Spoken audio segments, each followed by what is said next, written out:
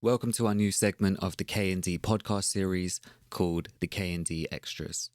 Each week, either myself or David will be carrying out a solo episode where we pick an album for ourselves that we're familiar with, we turn the mic on, and we talk our shit. Alongside our regular exchanges every Tuesday, we will be dropping these extra episodes every Thursday. As usual, we appreciate you as a listener, and you can continue to show your support by following us on Twitter and Instagram at the K&D Exchange and subscribing to us on YouTube and wherever you get your podcasts. We hope you enjoy. Thanks for listening.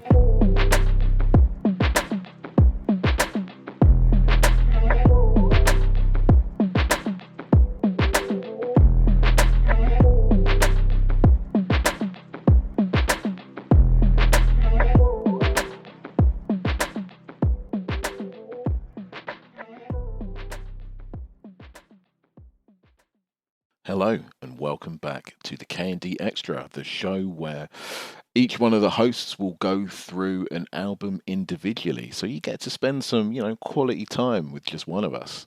And as you've gathered from the title of this episode and also the picture, I am going to be going for Linkin Park's debut album called Hybrid Theory. Now, it was released in October of 2000, and I must admit this was a specifically formative year for me. I think it was GCSE year. We'd just done that, and I was in my first year of A levels or AS levels, whatever it was called then. I must admit, right, having seen some of the singles that came out before the album did, I was absolutely blown away. And I believe that it was in the summer that Paper Cut had come out as a single before the album dropped, and that was the first video that I'd seen of Linkin Park, and I was absolutely blown away by it. Now, why do I love this album? Well, I love rock, as you well know. For new listeners, I have a smorgasbord of a taste in music. I like loads of stuff.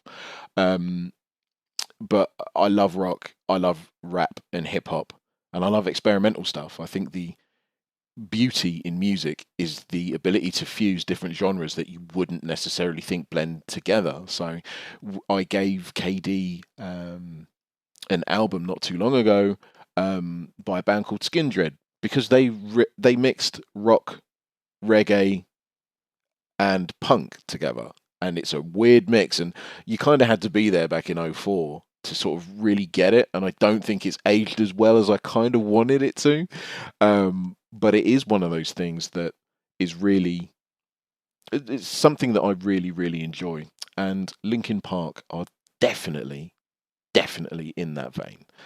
So why do I love these guys? Because they are innovative, they had a lot of attitude, and their music was really simple but really layered.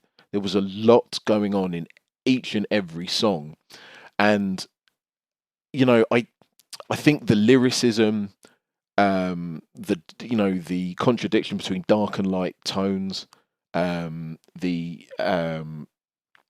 juxtaposition of hard choruses and softer verses, catchy hooks, brilliant melodies, the use of really good and innovative production techniques as well, and also the fantastic way in which the music is layered. I think it made for an absolute tour de force of an album, and especially a debut one. I mean, its runtime is around 36 minutes, and once it starts, I rarely ever turn it off. Once I've started the album, I know exactly how it's going to go, and I think it is balanced to perfection.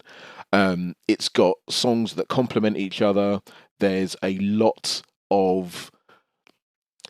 through line throughout this entire album, and I think it is an absolute masterpiece. It's one of the best albums that I've ever heard and will ever hear. Although I do think their second album is better because it showcases more of their talents. It's got more of a variety of genre, and it plays a lot more with the dichotomy between Mike Shinoda's rapping and Chester's unbelievable vocals, whether it's singing clean or screaming or somewhere in the middle. His sing screaming that he does in songs like Numb.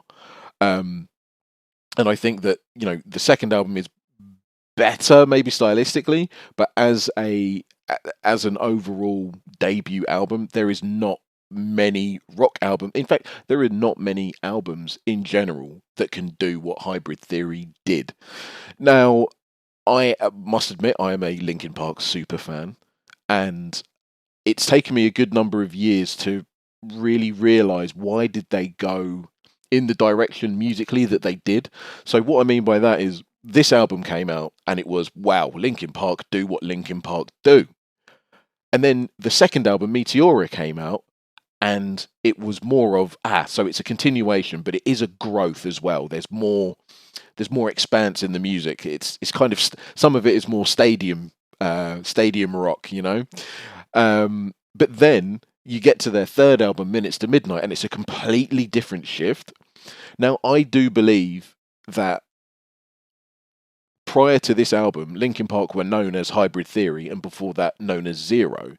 And if you listen to some of their demos, they had been the Linkin Park that I love way before they released Hybrid Theory and Meteora. They had been doing these kind of songs forever, and they must have been tired. So hence the complete direction changed for the third album.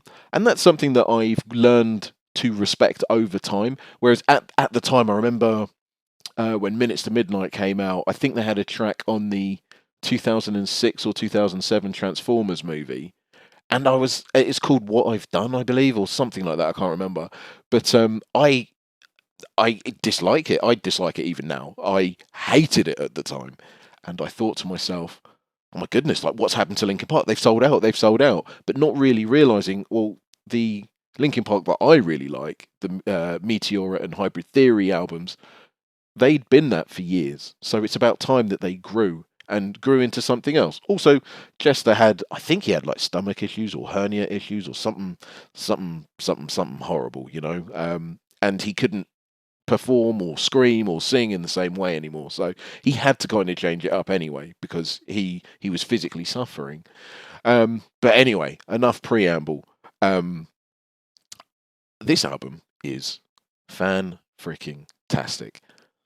I have a question always that I ask to, friends or family, and it's a bit of a layered one. Which opening track of a debut album have you listened to which has kept you hooked from the first time you've listened to it? So for me, there's a couple, right? There was Bomb Track by Rage Against the Machine, which had me hooked. That was the first. I think that was the first song that I'd ever heard of theirs. Oh no, that's a lie. No, Bullet in the Head was first. Ignore what I just said. I'm trying to think now. Here we go. Sky Zoo has his first album, Music for My Friends, and the opening track of that was the first song that I'd ever heard of Sky Zoo off his debut track, and I've been a fan ever since. But also Linkin Park, this album, Paper Cut, was the first exposure I had to that band, and oh my goodness, I've been a fan ever since. I think it's just perfect. The way that this opens up, it's dark, it's moody, it's mysterious, and it changes completely. Like the song starts and it has a completely different ending, and it utilizes a bit of fast flow rap in there. It utilizes really melodic vocals, especially towards the end when they sing "The Sun Goes Down." It's beautiful and it's haunting. But then underneath all of that is so much music. Mr. Hahn, the DJ dude, the amount of little violins that he adds to the end of it just makes for this cacophony of absolute genius music. And Paper Cut was a great. It was a great entry point into how Linkin Park were going to be presenting their lyrics, and a lot of it's introspective, and a lot of it, it references kind of like self-harm, the paper cut, and the sort of not just physical self-harm, but mental as well, where you kind of get stuck in silos of, I'm not good enough, I don't feel great. Why does it feel like night today? Something inside's not right today. Why am I so uptight today? Paranoia is all I got left. It's just that kind of horrible self-loathing, self-doubt that they are actually presenting to you. And I was quite an angsty dude when I was younger. I still kind of have those elements now, right? But it was something that it offered hope. This is what Linkin Park did. They presented like the ugly side of living and being young and depression and things like that. But then they kind of offer hope throughout this album. So you had a really dark start with Paper Cut. Great song. Would recommend it to just about anybody. And then it follows up with One Step Closer, which is, again, leading on thematically from Paper Cut. It's like, I feel terrible, and then, I'm one step closer to the edge and I'm about to break. And that's the second song, and that is an absolute force of nature. And I used to think that this song was one of the stronger ones on the album. However, with the benefit of hindsight and time, One Step Closer is an absolute banger. Do not get me wrong. I am not besmirching one song on this album, but it is not as strong as some of the other ones. Again, good song. I'm going to go through this, I think, track by track, because it's just awesome. And I'm sort of picking out things that I've not actually really realised about the album until I'm talking about it. But yeah, One Step Closer to the Edge is amazing. And then it goes into track 3, which is With You, and it's one of the strongest songs on the album, I think. One of their strongest songs that they've ever done. I absolutely love. It's got a hard intro, and then the melodic chorus. The guitarist, I think it's Brad, is the guitarist, and he does these harmonic notes which add this real ethereal quality. And there's no bass, it's just the drums and the guitar and then Mike rapping over the top of that. And it's just this really sort of spacious, melodic, almost like angelic picture that is being painted. However, the lyrics are talking about, having trouble in a relationship, when he says, hit you and you hit me back, we fall to the floor and the rest of the day stand still. There's a fine line between this and that. When things go wrong, I pretend that the past isn't real. I try to miss memories, but I'm left in the wake of the mistakes, slow to react. Even though you're so close to me, you're still so distant, and I can't bring you back. And I think that is such a great, that's the second verse, and I think that that's such a great presentation of an internal fight, an external fight with somebody that you love and that you can't get back. But I also think that there's another layer as well. I think that there's the internal struggle, which is, as we get older, we might lose touch with our younger selves. I'm going to be 40 in a couple of years, and I am a completely different being now to when I was 16, when I was first listening to this. And I do believe that, by enjoying albums like this, you kind of bridge the gap between that you and who you are now. And especially with songs like this, it's really, really nice to be able to kind of remember who I was then, and also realise that actually maybe I'm not so different from that guy, or maybe I still have hope in humanity, even though there's very little evidence to suggest otherwise. No, I'm kidding. But anyway, that song is fantastic.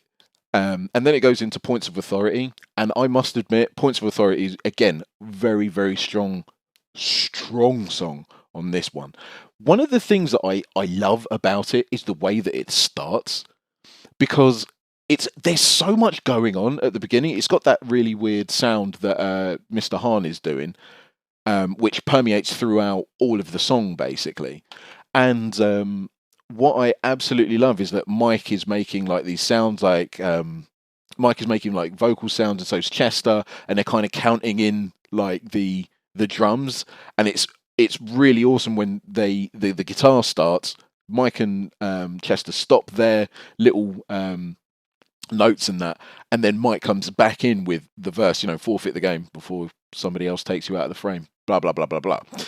And then the guitar as well, it's muted and it's almost like it's coming through a radio, and it's the way that it's just in the background, like bum bum bum bum bum ba da ba da bum. And then when Mike finishes his little rap, the drums and the bass join the guitar and it's full volume. And the one thing that I've loved about this song is just the rhythm of it.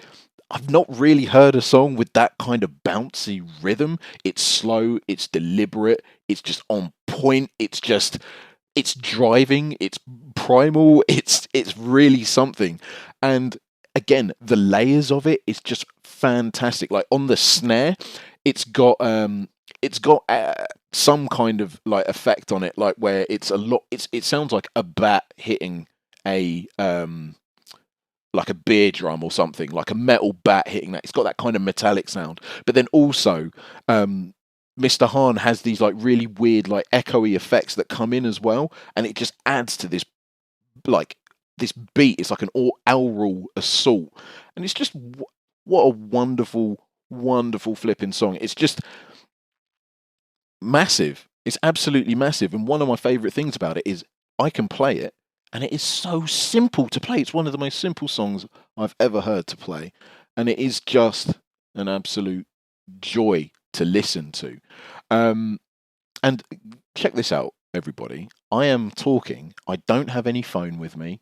I have left it in another room. I am going purely off memory. So this is pretty good that I can, this is how much I love the album. I can tell you what track, what's going on in each track, in each song, the order of them. Like, I love this album. Any money now that I've said that, what's going to happen is that I'm going to lose track, and then I'm going to say something wrong later on. So for future David, if you get it all right, well done. You can remember stuff. But if you don't, you're a failure as a podcast host, and you should be fired. But anyway, carrying on. The next song, Crawling. Actually my least favourite of Linkin Park. It's I know lots and lots of people love it. And I've grown to appreciate this song a lot more as I've gotten older. But I was never a fan of it when I was younger. I thought that the video was almost like too try hard. It reminded me of having, like, it reminded me of like baby Corn videos. Like Corn could do darkness a lot better. They had videos like Freak on the Leash, Here to Stay, Adidas, which is a very, very dark video. And oh man, there's one more. And I can see it. Somebody, Someone. It's very, very tonally dark, right? And I found that Crawling was trying hard, like trying too hard to be like that and emulate it. Very moody, very, very good song. However, the reason I appreciate it more is because only a few years ago there was a performance of Linkin Park, and they invited oh my gosh, Soundgarden, Chris Cornell on stage, and he was and they were singing Crawling, which was haunting and amazing, and now I love that song more than I ever have done because of the way that they both, dovetailed and sang, and it's a haunting song and a sight to watch, only because they are both dead via suicide now, and it's sad that they were so sort of tragically linked, I guess. Even though there's conjecture around like the deaths, and when somebody says, "Oh, they died of drug overdoses," like there's always. I think we should treat it with a bit of cynicism and skepticism, because I guess we'll never really know. However, that's a side point. They're both gone, and it's a haunting video to watch, especially to that song. And it is just, I fully understood what that song meant after watching that performance, and it is a very, very powerful song, and I think that we can all identify with the lyrics, I guess. And it's another thing as well, they were so young when they wrote this, so how are they, how have they imparted so much wisdom? How are they conveying such emotion at such a young age that is, for me, timeless and pervades throughout everybody's lives? Crawling is a song that applies to just about everybody in existence, unless you're the happiest human being that's ever lived. And I just think that it's actually like a masterpiece, although still to this day, it's it's one of the songs I still, I can skip this song. I don't need to listen to it. But I suppose because of the added emotional weight of everything, I kind of want to get past it really, really quickly. Maybe it always resonated with me in this way, and I never liked that kind of feeling, so I wanted to skip it as much as possible. And I guess for the purpose of the album, why it's so good is because once you get through Crawling, the next song is called Runaway. You know what I mean? You can't crawl before you can. You can't run before you can crawl, right? And then so I like the idea that the next song is called Runaway, and it's, even in the verse, sorry, in the chorus, I want to run away, and want to say goodbye, and it's kind of like you want to run away from the feelings of crawling. I guess so too, and it's a great segue into that song. So, yeah, I think thematically the album so far has been like it's been a masterclass with regards to the lyrics and the emotions and stuff. Runaway is like it's okay. I like it. It doesn't really. It just does the job. It's like standard Linkin Park stuff. But then, however, one of the most impressive things that comes next is, sorry, my wife is looking at me. It's doing a podcast, love. I am. She's carrying on talking to me while productions, mate. What? Anyway, so after that little interruption, I had to have a word with the wife and say, "Hey, you're interrupting productions. How dare you?" Anyway, right. So By Myself comes in. If there's ever a song that showcases the beauty of both Mike Shinoda's vocals and Chester's vocal range, it is this song. It is loud, it is proud, it is depth. The bassist, Phoenix, actually has a little bit of shine in this one because his bass is loud. And I must admit, there are so many elements to this song that I like, right? Mr. Hahn makes these like ambient sounds throughout the verses, but in the chorus, he's got this kind of, I think it's like a Chinese, I want to say like, it's almost like a Chinese tambourine instrument. It's kind of got this weird sort of like clashing, I can't think of the sound, but it's got this weird sort of, accent that when he adds it, he only adds like 4 or 5 notes to the chorus, but for me it makes the whole song. The reason I love the song so much and have always loved it is because of a few added notes that he makes, and it's a fantastic song. I mean, like when one of my favorite highlights of the album is when Mike says "Don't you," and then Chester screams "No," and then Mike says, "I can't seem to make how to make it," and then Chester says "Go." And screams it, no matter what I do, how hard and then Chester screams, try. Like, it's just an incredible indictment as two like amazing sort of like vocalists. I think I do really like Mike in the scope of Linkin Park. I always have done. I think that he's very, very respectful to hip hop. He obviously loves hip hop. He obviously loves rap, and he obviously loves rock. Sorry, and he obviously loves what he does in Linkin Park, and it just permeates through it. Like rock. You kind of with rock, you're more introspective, right? Like vocalists such as Jim Morrison or like Stevie Nicks or I don't know who else is rocky. Oh, Poor Meatloaf, for example. Um, you find that people are write more introspective lyrics, and that they are more willing to look inside. Whereas with hip hop, there's a lot of good times, braggadocio. There are pockets of sort of introspection and thought and stuff like that, but a lot of it has been the street life. It's kind of like outwards. I got money, cars, clothes.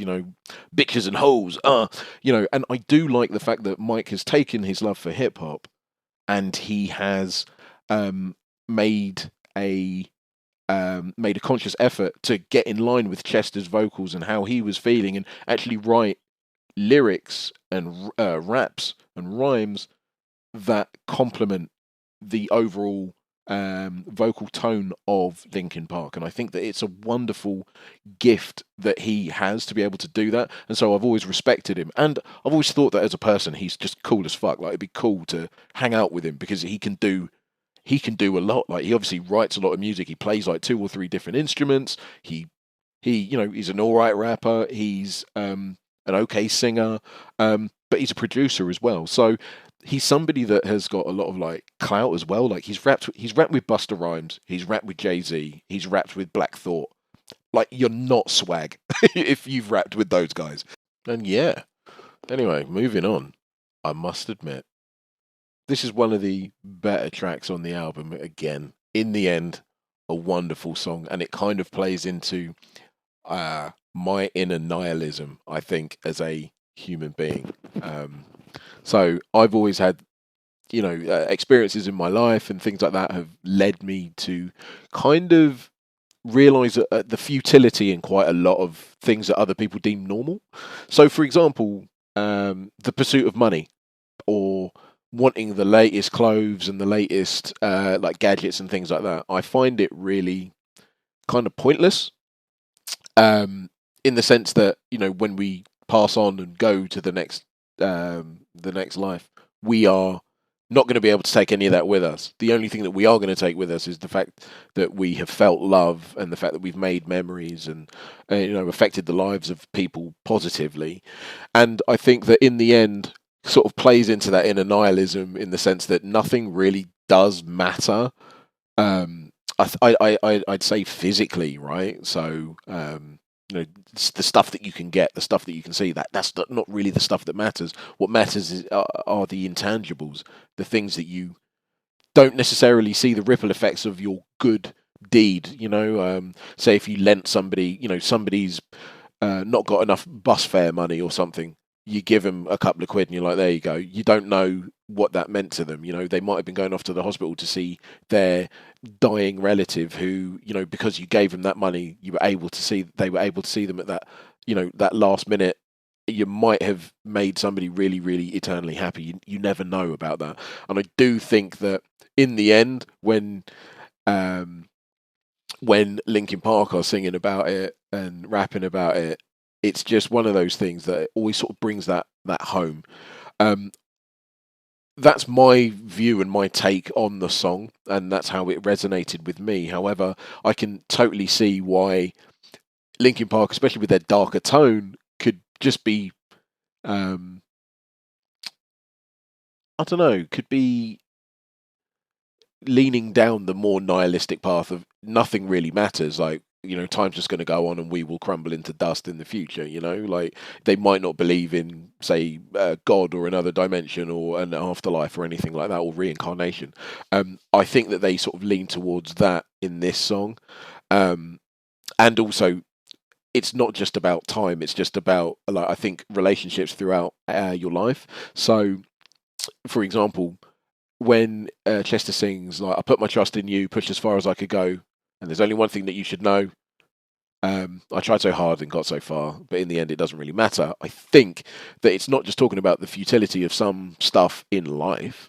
I think it's talking about the futility of some relationships that we have. Sometimes that, I've had relationships which were a big, big deal at the time, and when they fell apart, I fell apart as well a bit, and it destroyed me for a bit, and then all of a sudden, a few years later, you're just like, oh, it doesn't matter. Like, it's okay. It happened. It didn't work, and I'm all right now. And I think, I'm hoping that the song also leans into that as well. I might have just butchered the meaning of that song. I'm not too sure, but hey, who knows? But anyway, getting back to the album, right? One of the most impressive songs is A Place for My Head. Good Lord. This, oh my goodness. Like, I cannot believe just how it's kind of got that Spanishy guitar, the riff at the beginning. Down, down, down, down, down, down, down, down, down, down, down, down, down. Oh, and then when it comes in with the hi-hats and the snares and the bum bum, and it's just this kind of cool, like, little intro, and it's just wicked. And then the rhyme, the rapping, when it comes in, I'd never heard anybody say, I watch how the moon sits in the sky in the dark night, shining with the light from the sun. But the sun doesn't give the light to the moon, assuming the moon's going to owe it one. It makes me think of how you act for me. You do favors that rapidly just turn around and start asking me about things that you want back from me. I'm sick of the tension. I'm sick of the hunger. I'm sick of you acting like I owe you this.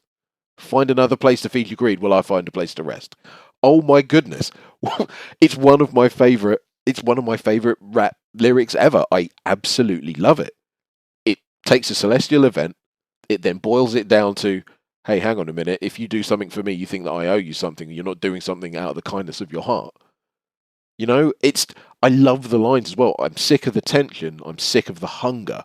And I do like that. It speaks to man's innate greed to consume, uh, whether it be resources or people's time and energy. You know, you meet them people that are like energy vampires. You literally meet them and your energy just is sucked away. And I think that speaks to it, that speaks to that. And also that people are inherently disappointing. Everybody will disappoint you at one stage, maybe. I mean, I've got a couple of friends who are just, I am the disappointment in this relationship. I'm shouting out Chris here because, like, he's an absolute legend. He's always been there. And, like, I could, honestly, he is like the unmovable object in the craziness of the world. And, like, yeah, I'm probably the failure in our friendship. But anyway, I do like the sentiment that we all, as human beings, we can take on conflict even if we don't want to, but we do need a place to rest, a place for my head. And I do really like that, like, whether it be inner turmoil, especially discussed earlier on in the in the album, like, like in Paper Cut, the voice inside my head, like one step closer, I'm one step closer to the edge, with you fighting either externally or internally with yourself, like points of authority, rebelling against people that have power over you. I do think that,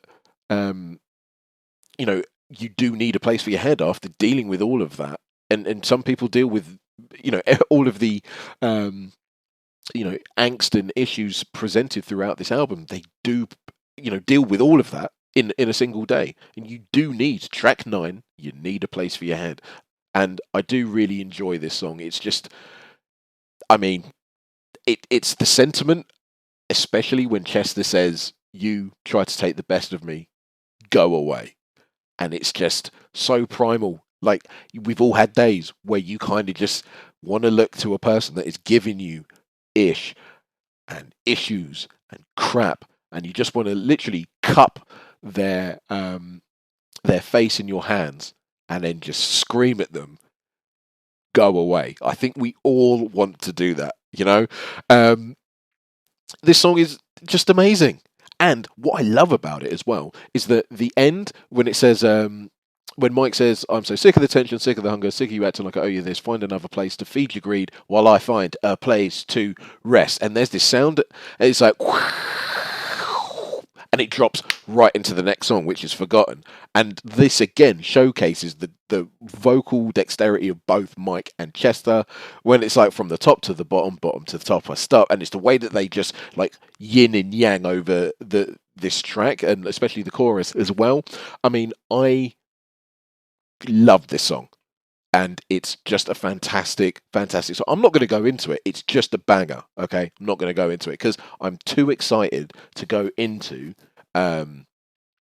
track number 11, "Cure for the Itch." Now, I could see why at the time this kind of came out of left field, especially as the 11th track on the album, because it's a complete departure away from everything that we've heard. We've heard solid beats, decent bass. When I say decent bass, like, it complements the heavy guitars. Like, bass is the low end, right? And it's the end sound that you hear, and it's decent in parts. I think Phoenix is a bass player, and I'm gonna, like, gonna crap on him a little bit. I don't think he's that great because he doesn't show me that much innovation, like, throughout. He's just kind of like, "Oh, I'll just copy what Brad's doing." I'm like, I just want there to be a bit more room for a bit of, show me what you can do on bass. Bass is such an amazing instrument, and when done right, and especially live, like, if you can add like notes here and there, or just do something a little bit extra, don't always follow the guitar. I think that it allows for that bit more sort of space in a song. especially when you got a guitar doing one thing, you got a bass kind of doing another thing, complementing some of the root notes, but going off and doing something completely different. Korn are a great example of that, where Monkey and Head will be doing like the overlaying guitars, but Fieldy will be doing something completely different underneath on bass. So I just think that he could do better. But anyway, back to Cure for the Itch. It's one of my favourite tracks of this album. I mean, it's a seminal album. It's one of my favourite tracks ever. I have got it in a playlist. It's in both a rock playlist and a hip hop playlist. It's just nice music, and it's a welcome departure away from the angst and everything. It's just a nice getaway before the last track. And this song in particular, Cure for the Itch, what does it do for me? It has soundtracked a bunch of memories for me of around this time of being 15, 16 years old. I've got a particular memory of going from one of my best mates, his name's James, and he's a madman, right? But I have this one memory of I was on a bus, the H98, going from James's house in Harlington back home, and there was a bridge that separated Hayes and Harlington, and I went over it, and it was sunny, and it was the evening time, and it was in summer, and I just remember looking out to the sky, and this song was playing, and I just think it always brings me back there to that. My mate, we're still mates now, and this song still has that same sort of resonance as well. It's our song. But no, man, like we used to, like everybody, all of our peers and all of our friends and that, we went mad for this album. Like I had it on tape, the very first time I had it on my Walkman, so it was amazing. And this song was always something that made me feel a particular way. I don't know what it was. There's like an element of peacefulness, and I think it's the violins and the piano, the descending piano notes as well. It's just one of my favorite Linkin Park tracks. I absolutely love it, and I love the fact that he kind of does the same with Session on the Meteora album. Mr. Hahn makes beautiful, good, compelling music that allows you to think a bit and allows you a bit of respite from, the chaos of life. I think it's a nice little island in a maelstrom of emotions. And then, yeah, coming to the final track, good Lord, Pushing Me Away. I mean, it's just so strong. And Chester basically leads the song throughout, and it's just amazing. It's just, I love the singing, why I never walked away, why I played myself this way. Now I see you're testing me, pushes me away. Again, it's a relationship, whether it's internal or external. I believe it's something that we can all identify with. Maybe we've been in a relationship that ain't right for us, or sometimes maybe it's your spouse that is making you feel like that. Sometimes you have arguments or whatever, and you're just like, oh my gosh, like everything that you're saying right now is pushing me away, pushing me out the door. Like I'm going to go out and like have a walk or something like that. I don't know, but I think there's a lot of resonance, and especially now that I've grown up, there's a heck of a lot of resonance when it comes to this first album. And to be this wise and to tap into so many wide-ranging and wide-reaching emotions, I think is one of the gifts of Linkin Park, and why they resonated with so many kids, but so many people. Oh, I had mates at the time that were like, "Oh no, man, I only listen to like DMX and Tupac, but I love Linkin Park." Or people that are like, I love Slipknot and I love Slayer. Oh, but I like Linkin Park. Like, yeah, they're a bit commercial. Yeah, they're a bit, like, poppy. They're not like the Deftones or System of a Down or anything like that. But they tapped into something, and they had all good tunes. I mean, listen, this is one of my Desert Island discs. This album gets a 10 out of 10. Like, not even, no hesitation there. It's one of my favourite. I couldn't tell you a top 5. I could tell you 2 songs that I don't vibe with as much as the rest, which is Crawling and One Step Closer. However, I do recognise they're an absolute bangers still. You know what I mean? It's literally a perfect album. One of the best albums I've ever heard in my entire life. And I normally do like a half an hour K&D Extra, don't I? But when it comes to this album, it's just soundtracked my life. I mean, I didn't really go into it at the beginning, like why it was so sort of seminal, why it was so sort of important, and I think it kicked off my sort of musical exploration. So, for those of you who are old, I'm sorry, you know, when I say old, I mean old listeners.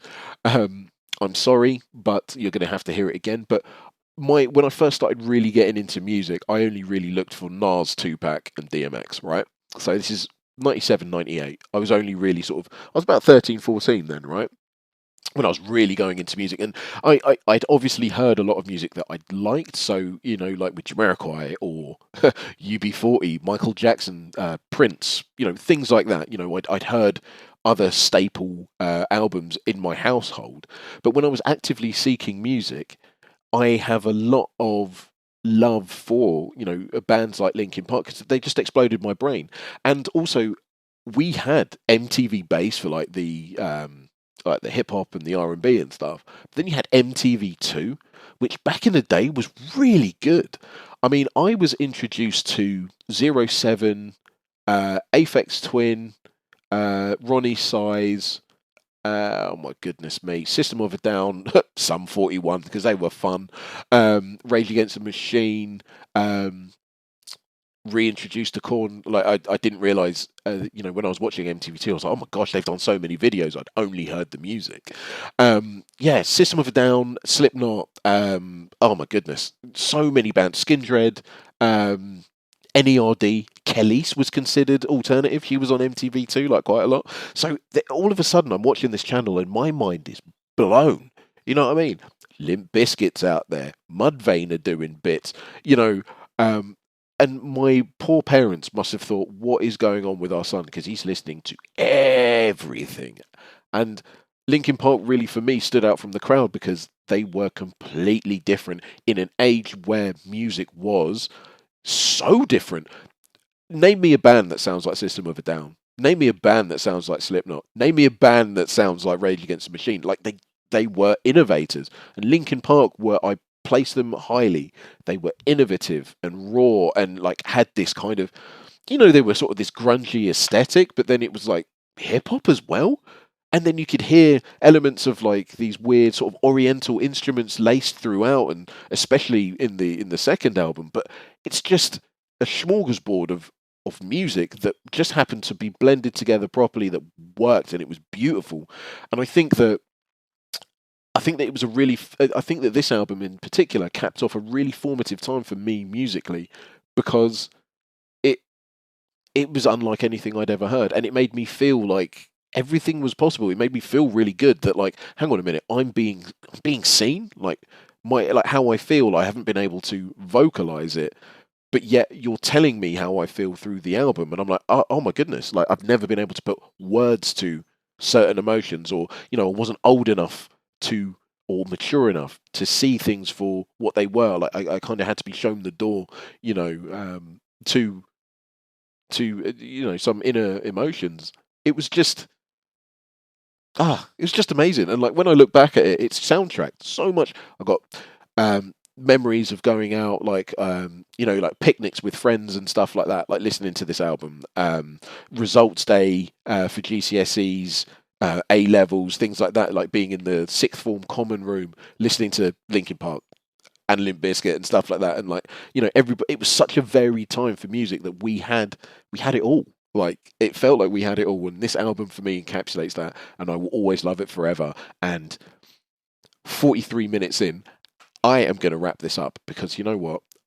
I am recording on the day that I'm meant to have published this, so I'm going to edit this right now, and then I'm going to get this out ASAP.